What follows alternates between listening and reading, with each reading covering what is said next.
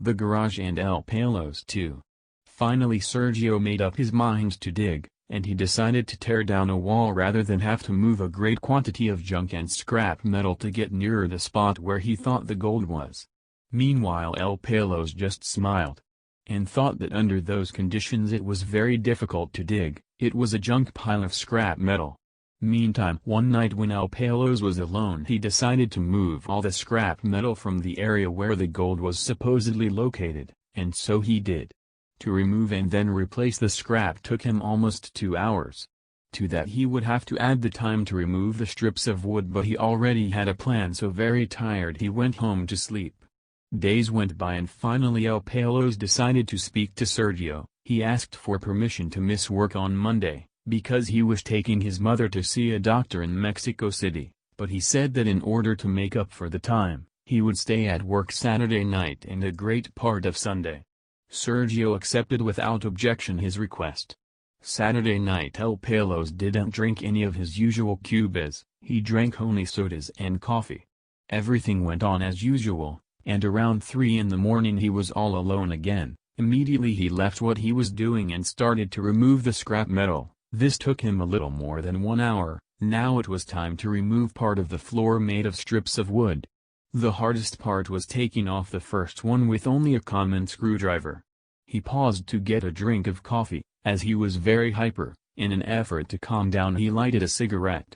While he smoked, he thought that most likely he would not find anything. He didn't even have tools to remove the wooden ribbons, and worst of all, if he didn't place them back correctly, there would be suspicions and he may get fired. El Pelos lived in town with his mother in a very humble home, a wooden house with cardboard roofing, and besides, it was loaned to them, and in great contrast to the modern neighboring houses, they had no stove or refrigerator. They really were extremely poor.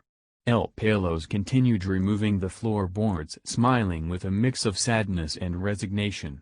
He had done another hour of work with very little progress.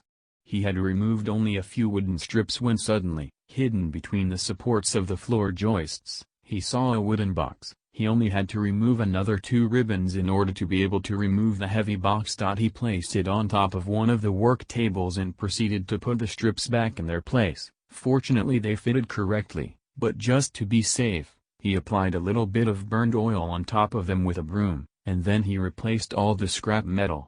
The place looked practically the same as before. He stopped to rest for a moment, took a sip of his coffee, placed the box in a sack and left the shop carrying his heavy burden and went home.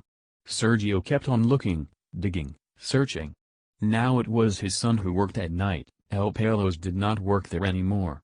Some 5 months had gone by when walking through downtown streets in town I saw El Pelos leaning on the door of a house belonging to a friend, who was among the wealthy in town. I stopped and greeted him. "How are you?" And I asked him, "Hey, what are you doing here? You do not go to the car shop anymore?"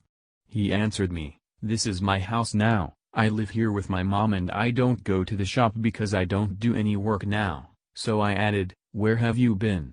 And he answered smiling, "In Acapulco and other places, touring with my mom." El Pelos dressed in fancy clothes, wearing good shoes, with his teeth fixed and his hair combed, still with his ponytail, but he was a different man. Sergio remained the same, he was the boss in his shop. El Pelos and I met that evening next door to the car shop. It was a cinaderia, and we ate crispy fried tacos filled with shredded beef, with sour cream and covered with grated cheese and green salsa, tasty tamales and a sweet and delicious atole de pinole.